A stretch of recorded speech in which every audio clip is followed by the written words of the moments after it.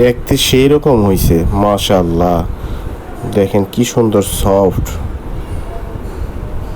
সেই রকম ফ্লেভার, সেই রকম স্বাদ। মাশাআল্লাহ, খুব ভালো। আজকে বাজারে যাব, বাজারে যেয়ে জ্যান্ত মাছ কিনবো, সেই মাছের রেসিপি করবো ইনশাল্লাহ।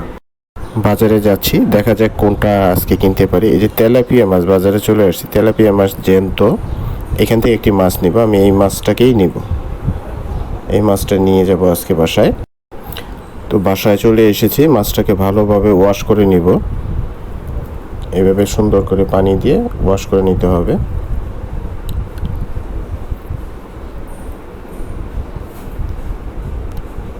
যদি মাছের মধ্যে কোনো ধরনের ময়লা না থাকে, এরপরে মাছটাকে এইভাবে সুন্দর করে কেটে নেব। এই কাঁটাটা যেন মাছের কাঁটা পর্যন্ত পৌঁছায়, সেদিকে আমরা খেয়াল করব। দুনো পাশেই কেটে নিব।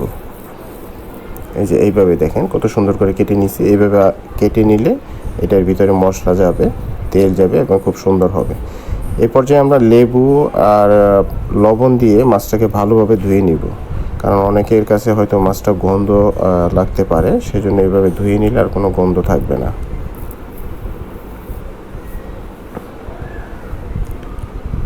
দুনো পিঠে এভাবে লেবুর রস আর লবণ মিশিয়ে সুন্দরভাবে ওয়াশ করে নিতে হবে।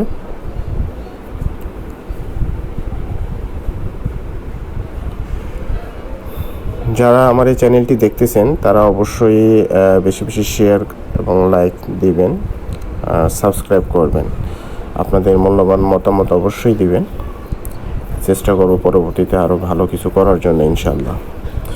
আমাদের মাছটি ধোয়া হয়ে গেছে, প্রায় পরিষ্কার করে ফেলছি। এখন পরবর্তী ধাপে আমরা চলে যাব ইনশাল্লাহ। দেখেন কত সুন্দর হয়েছে মাছটা। এখন লেবু আর দুধ দিয়ে আমি টক দই বানিয়ে নিয়েছি। এটার সাথে আমি অন্যান্য ইনগ্রিডিয়েন্টস যেমন আদা রসুনের গুঁড়া, মরিচের গুঁড়া, সেই সাথে স্বাদ মতো দিব লবণ,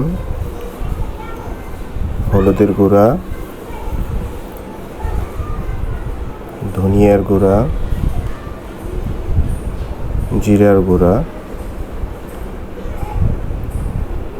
এবং এর সাথে আমরা আরেকটি ইনগ্রিডিয়েন্টস অ্যাড করব, সেটা হইতেছে যে কাশ্মীরি লাল মরিচ। যদি এটা ঝাল হবে না, বাট রং হবে ভালো। সেই সাথে দিয়ে দিব টমেটো সস। এখন এই সবগুলোকে সুন্দরভাবে হাত দিয়ে ভালোভাবে মিশিয়ে নিতে হবে।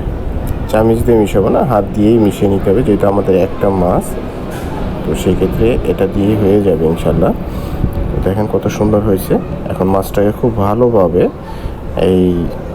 এইটার মধ্যে এই মশলাগুলো সুন্দরভাবে মিশিয়ে দিব, সব জায়গায় যাতে এই মশলাগুলো মাছের ভিতরে যায় সেদিকে অবশ্যই খেয়াল রাখবো।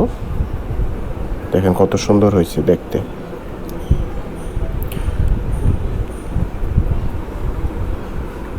আমরা মাছটা কড়াইয়ের মধ্যে দিয়ে দিছি একটা ফ্রাই প্যানে। তো উল্টিয়ে দেখবো এখন কীরকম হয়।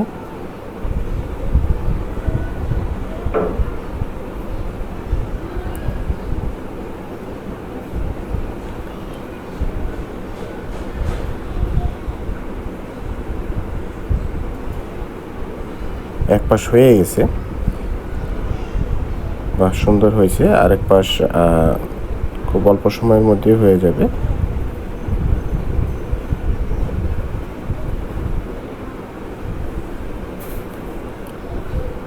এই পাশটাও আমাদের হয়ে গেছে। আমরা এখন দেখব মাছটা কেমন হয়েছে।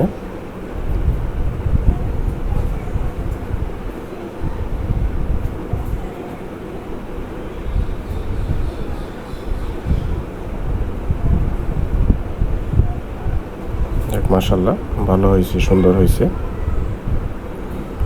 আমরা এখন পরিবেশন করব, নামিয়ে ফেলবো মাছটাকে।